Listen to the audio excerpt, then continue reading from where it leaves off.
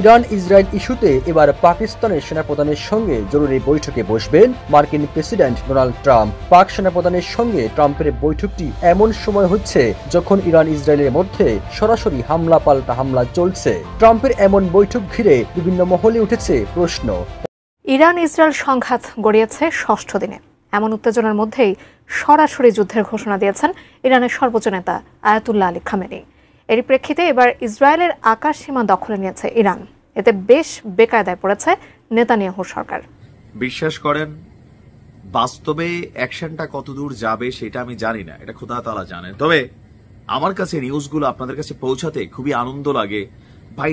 Dialogue শুনলেই মানে কলিজার শান্তি লাগে। রাপ্পা রাপ্পা খেলা হবে।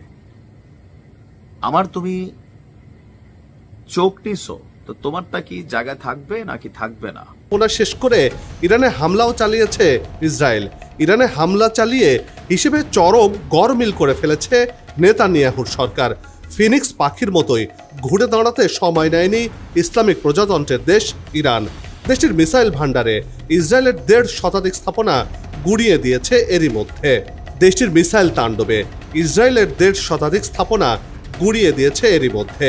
বলা যেতে পারে ইসরায়েলের এই হামলার জবাব বেশ ভালোভাবে বুঝিয়ে দিতে শুরু করেছে ইরান। সুপ্রিয় দর্শক শ্রোতা, এবার ইসরায়েলের আকাশ সীমা ইরানের দখলে। ইসরায়েল আর কোনো বাঁচার রাস্তা পাচ্ছে না। এদিকে ইরান ইস্যুতে পাকিস্তানের সেনা প্রধানের সাথে জরুরি বৈঠক ডেকেছেন ডোনাল্ড ট্রাম্প। এবার ডোনাল্ড ট্রাম্প চুপ কেন? ইরান এবং ইসরায়েলের যুদ্ধ কেন থামাতে চায়? একই ঘোষণা দিল এবার ইরান। ইসরায়েল পালানোর রাস্তাও পাবে না। সবকিছু মিলিয়ে আজকের এই ভিডিওতে খুবই চাঞ্চল্যকর তথ্য রয়েছে। ইতিমধ্যেই ভিডিও শুরুতেই যে বিশেষ অংশগুলো দেখেছেন, সম্পূর্ণ ভিডিওটি থাকবে প্রমাণ সহকারে আজকের এই ভিডিওতে। দর্শক শ্রোতা, বাংলাদেশে দলমত চিন্তা না করে, বিএনপি জামাত আওয়ামী লীগ কোনো দল চিন্তা না করে আমরা যদি সবাই ঝাঁপিয়ে পড়ি সেই ইরানের সাথে, তাহলে আমাদের মুসলিম ভাইদের আরও জীবন রক্ষা হতে পারে। তো দর্শক, আজকের এই অত্যন্ত গুরুত্বপূর্ণ ভিডিওটি কে কোন জেলা থেকে দেখছেন অবশ্যই কমেন্টসের মাধ্যমে জানিয়ে দিবেন। দয়া করে আজকের এই ভিডিওটি আপনারা সোশ্যাল মিডিয়াতে শেয়ার করে দিবেন। চ্যানেলে যদি নতুন হয়ে থাকেন, প্রতিনিয়ত সবার আগে আপডেট নিউজগুলো পেতে আমাদের এই চ্যানেলটি সাবস্ক্রাইব করে রাখুন ও একটি লাইক দিয়ে দেখতে থাকুন সম্পূর্ণ ভিডিওটি। জুন রাতে ইসলামিক বিপ্লব গার্ড কর্পস বা আইআরজিসির মহাকাশ ইউনিট এই অভিযান পরিচালনা করে। ইরানি গণমাধ্যম বলছে এই হামলায় ইমাদ, গাদ ও খাইবার শেখার নামের আধুনিক ও দূরপাল্লার ক্ষেপণাস্ত্র ব্যবহার করা হয়েছে।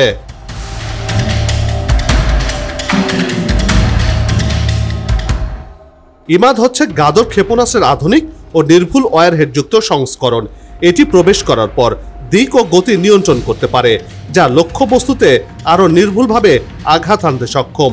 2015 সালের শেষ দিকে পরীক্ষায় উত্তীর্ণ এই ক্ষেপণাস্ত্রটি 15.5 মিটার লম্বা, ওজন প্রায় 1750 কেজিতে পৌঁছেছে। এর পাল্লা রয়েছে 1700 কিলোমিটার পর্যন্ত।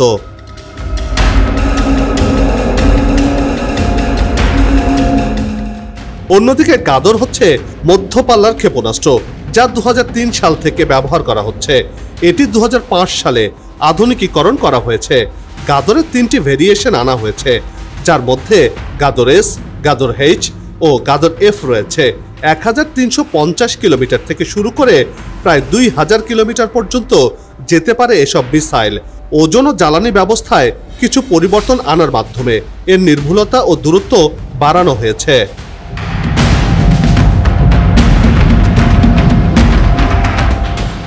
অন্যটি হচ্ছে খাইবার শেখান, যা দূরপাল্লার ও উচ্চ নির্ভুলতা সম্পন্ন।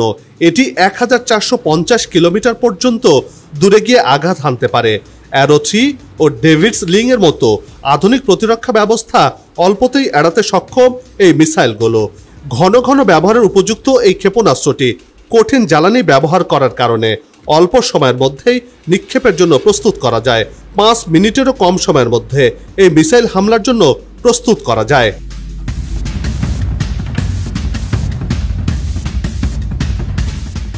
14 জুন রাতে শুরু হওয়া এই অভিযানটি ইয়া আলী ইবনে আবি তালিব নামে পরিচালিত হয়। যা ঈদ আল ঘাদির সাথে সমন্বিত ছিল। আইআরজিসির দাবি এটি ছিল দখলকৃত অঞ্চলে তাদের সবচেয়ে বড় ক্ষেপণাস্ত্র হামলা। এর মাধ্যমে গুরুত্বপূর্ণ ঘাঁটি ও স্থাপনায় আঘাত করা হয়েছে। ইসরায়েল যদি তাদের ভুল স্বীকার না করে তাহলে আগামীতে ইসরায়েলের মাটিতে আরো বড় ধরনের হামলা চালানো হবে বলেও ঘোষণা দিয়েছে আইআরজিসি। হামলা কিন্তু এটা আত্মরক্ষা না, প্রতিরক্ষাও না, এটা ছিল নগ্ন সাম্রাজ্যবাদী আগ্রাসনের এক নিষ্ঠুর উদাহরণ। এই হামলা আন্তর্জাতিক আইনের স্পষ্ট লঙ্ঘন। জাতিসংঘ সনদের 2-4 ধারা অনুযায়ী কোনো রাষ্ট্র অপর রাষ্ট্রের বিরুদ্ধে শক্তি প্রয়োগ করতে পারে না, যদি না তা আত্মরক্ষার জন্য হয়। ইসরায়েল সেই নীতিকে প্রকাশ্যে পদদলিত করছে। আন্তর্জাতিক আইন ভঙ্গ করে সে তেহরানের পানি সরবরাহ ব্যবস্থার উপরে বর্বর হামলা চালাইছে। অথচ পশ্চিমা মিডিয়া দেখলে মনে হবে যে ইসরায়েল মজলুম। কি আশ্চর্য দুনিয়া! আন্তর্জাতিক আইনে পানির পরিষেবা, খাবার এবং সুয়ারেজ, এইটার উপরে হামলা করা মানবতার বিরুদ্ধে অপরাধ, একটা যুদ্ধাপরাধ। ইরানের বিরুদ্ধে এই আগ্রাসন এমন একটা সময় আসলো যখন গাজায় গণহত্যা চলতেছে, পশ্চিম তীরে দখলদারিত্ব এবং সারা দুনিয়ার মুসলিম জনগোষ্ঠীর উপরে নির্যাতন নিয়ে বিশ্বজুড়ে প্রতিবাদ চলতেছে। ইসরায়েল এই হামলার মাধ্যমে বিশ্ব জনমতকে বিভ্রান্ত করতে চায়, যুদ্ধের ক্ষেত্র প্রস্তুত করতে চায় এবং মুসলিম দেশগুলোকে উস্কাইতে চায়। নেতানিয়াহু নিজের মুখেই যা বলছে তার সারমর্ম হচ্ছে ইরান আর পাকিস্তান এই দুই রাষ্ট্রের সে ধ্বংস চায়। শোনেন তার মুখে। Mission that we have is to prevent a militant Islamic regime from meeting up with nuclear weapons or from nuclear weapons meeting up with a militant Islamic regime. The first is called Iran, the second is called Pakistan, because if these radical regimes have nuclear weapons, they will not obey the rules that have been obeyed in the last almost 7 decades. কারণ কি? কারণ একটা রাষ্ট্রে পারমাণবিক শক্তি আছে আর একটা রাষ্ট্র পারমাণবিক শক্তি অর্জন করতে যাচ্ছে বলে তাদের অভিযোগ। ইতিহাসের কি নির্মম পরিহাস! যেই জনগোষ্ঠীকে দ্বিতীয় বিশ্বযুদ্ধের সময় নির্মম নির্যাতনের শিকার হইতে হয়েছিল, সেই জনগোষ্ঠীর হাত থেকে আজকে মধ্যপ্রাচ্যের মজলুমদেরকে বাঁচাইতে হইতেছে। ইতিহাসের এক সময়ের বাস্তবতা দিয়ে আর এক সময়ের কর্তব্য নির্ধারণ করা যায় না। যে আওয়ামী লীগের নেতৃত্বে দেখেন বাংলাদেশের স্বাধীনতার লড়াই হইল, সেই আওয়ামী লীগ পাক বাহিনীর মতো ঝাঁপায় পড়লো, দেশের মানুষের বিরুদ্ধে যুদ্ধ ঘোষণা করলো, দেশের মানুষ এক হইয়া তারে উৎখাত করে দিল, বাংলার জমিন থেকে উৎখাত করে দিল যেভাবে পাক বাহিনীকে করছিল। ইরানে ইসরায়েলের হামলা শুধুমাত্র সামরিক অভিযান না, বরং এটা একটা ভূ রাজনৈতিক স্টেটমেন্ট। এই হামলা যেন আরব বসন্তের শেষ বছরাই গোলাপ। কিভাবে? একটু খুইলা বলি।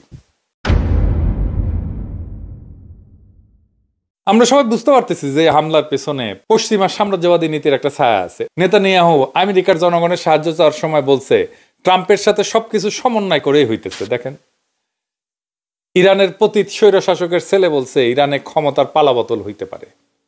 একই কথা নেতানিয়াহুর মুখেও। কিন্তু কিসের ক্ষমতার পালাবদল? বরং ইসরায়েল এই লড়াইয়ে পরাজিত হয়েছে। হ্যাঁ, হয়েছে। প্রথম মিসাইল ছোড়া থেকেই পরাজিত হয়েছে। এটা আমার কথা না, এটা ইসরায়েলি পত্রিকা কথা। তারা বলতেছে যে ইসরায়েলের একটা স্ট্র্যাটেজিক সুবিধা ছিল, তা হচ্ছে একটা ফুল স্কেল মিলিটারি অ্যাটাকের ভয় রাখতো সে ইরানকে সব সময়। ইরান আলোচনার টেবিলে নেগোশিয়েট করে নিত একটা যুদ্ধ এড়ানোর জন্য। এইটারে বলে ডিটারেন্স, যা দিয়ে একটা সামরিক সংঘাত ঠেকানো যায়। ইসরায়েলের ডিটারেন্স ছিল আমি অ্যাটাক করে শেষ করে দেবো, এটাই ছিল তার ডিটারেন্স। কিন্তু আপনি যখন এটা ইউজ করে ফেলেন আর প্রতিপক্ষকে একেবারে হুতায় দিতে না পারেন, তাইলে আপনি পরাজিত। কারণ আপনি কতখানি ড্যামেজ করতে পারেন আপনার প্রতিপক্ষের সেটা সে জেনে যাবে। নিজের শক্তিকে সে মূল্যায়ন করতে পারবে। আর দেখবে তার ভয়টা অমূলক ছিল। এখন কি মনে হয় আলোচনার টেবিলে ইরান আর নমনীয় হয়ে থাকবে? এখানেই পরাজয় ইসরায়েলের। এখন সেই জন্য সে তার আব্বু ট্রাম্পকে ডাকতেছে সবকিছু সামাল দেওয়ার জন্য। ইসরায়েল হামলা চালাইছিল এইটা বলে যে ইরান যেন পারমাণবিক বোমা বানাইতে না পারে। ইরান যে জায়গায় আছে নিউক্লিয়ার পাওয়ার হওয়ার জন্য, তাতে তার বোমা তৈরি করতে কয়েক মাস থেকে 1 বছর টাইম লাগবে। এটাও হেরাচ্ছেরই কথা, যদি তাদের সুপ্রিম লিডার চায় যে আমরা একটা বোমা বানাবো। তো ইসরায়েল তো তার লক্ষ্যই পূরণ করতে পারলো না, বরং ইরান একটা শক্ত যুক্তি পেয়ে গেল যে পারমাণবিক নিরস্ত্রীকরণ যে চুক্তি করেছিল সেটা থেকে সে বাইর হয়ে অস্ত্র বানাইতে পারবে। বলবে যে আমার উপরে তো আক্রমণ হয়, আমার স্বাধীনতা সার্বভৌমত্ব বিপন্ন। এই কাজ করছিল উত্তর কোরিয়া, এই একই ঘটনা করতে পারে ইরান। কিন্তু এর বাইরে পশ্চিমা দুনিয়ার একটা লক্ষ্য আছে। কি সেই লক্ষ্য? একটা জিনিস মনে রাখবেন যে পশ্চিম কিন্তু ইসলামোফোব। এটা একটা ইসলাম বিদ্বেষী দুনিয়া। এটা মাথায় রেখেন। কিন্তু তাদের লক্ষ্যটা কি? লক্ষ্য হইল যে ইসলামী দুনিয়ার মধ্যে যে দুই ধরনের ব্যবস্থা আছে, একটা সেকুলার জাতীয়তাবাদ এবং আর একটা ইসলামী প্রতিরোধ, এই দুইটাকে একসাথে শেষ করে দেওয়া। একটা অতীতে ফিরে যায়, 1950 থেকে 70-এর দশকে প্যান অ্যারাবিজম বলে একটা জাতীয়তাবাদী ধারার উদ্ভব হয় মধ্যপ্রাচ্যে। একটা শক্তিশালী সেকুলার শাসন ব্যবস্থা তৈরি করে, যেমন মিশরের গামাল আবদেল নাসের, সিরিয়ার হাফেজ আল আসাদ, ইরাকের সাদ্দাম হোসেন, লিবিয়ার মুয়াম্মার গাদ্দাফি। এরা কিন্তু জাতীয়তাবাদী ছিল এবং তার সাথে তার আইডিয়ার সাথে সমাজতন্ত্রের ধারণার একটা সংমিশ্রণ ঘটাইছিল এবং এইটা কইরা সে পশ্চিমা আগ্রাসনের সামনে একটা বড় বাধা হয়ে দাঁড়াইছিল। আরব বসন্ত ছিল, এই যে কাঠামোগুলো ছিল এগুলোকে ভাঙার কাজ, একে একে সবগুলো ভাঙছে। আরব বসন্তের পর মধ্যপ্রাচ্য আর গণতন্ত্রের দিকে আগাইছে কি? আগায়নি, বরং পশ্চিমা নিয়ন্ত্রিত নতুন এক ব্যবস্থার দিকে যাচ্ছে। এই হামলা এবং তারপরে পুনর্গঠন একটা বড় পরিকল্পনার অংশ, যেটা শুরু হয়েছে ইরাকে, লিবিয়াতে, সিরিয়াতে, যেখানে পশ্চিমা এবং স্থানীয় এলিটদের সম্মিলিত আধিপত্য প্রতিষ্ঠিত হবে। চমস্কি এটা নিয়ে বলছিলেন যে পশ্চিমারা সেকুলারিজম এবং ইসলামী মৌলবাদ উভয়কেই ধ্বংস করে, কারণ তাদের জন্য যে কোনো ধরনের প্রতিরোধী অগ্রহণযোগ্য। চমস্কি স্পষ্টভাবে বলছেন যে ইসরায়েলের পক্ষে ইরানের মোকাবেলা করা সম্ভব না, তারা যুক্তরাষ্ট্রকে সামনে রেখে যুদ্ধ বাজাইতে চায়। চমস্কির দুইটা লেখা আছে, ফেথফুল ট্রায়াঙ্গেল এবং নো লঙ্গার সেফ বলে। এই দুইটা লেখাতেই সে এই কথাগুলোই বলছে, ইসরায়েল যে আমেরিকাকে সামনে রেখে লড়াইটা চালাইছে। সুপ্রিয় দর্শক শ্রোতা, আপনারা সেই ভিডিওটি দেখতে পারলেন। সেই ভিডিওটি দেখার পর যদি আপনার মনে কোনো মন্তব্য থাকে অবশ্যই কমেন্টসের মাধ্যমে জানিয়ে দিন। দয়া করে আজকের এই ভিডিওটি আপনার সোশ্যাল মিডিয়াতে শেয়ার করে দিন। সবাই ভালো থাকুন, সুস্থ থাকুন। দেখা হবে আবারও পরবর্তী নতুন একটি আপডেট নিউজ নিয়ে। আল্লাহ হাফেজ। বাংলাদেশ জিন্দাবাদ।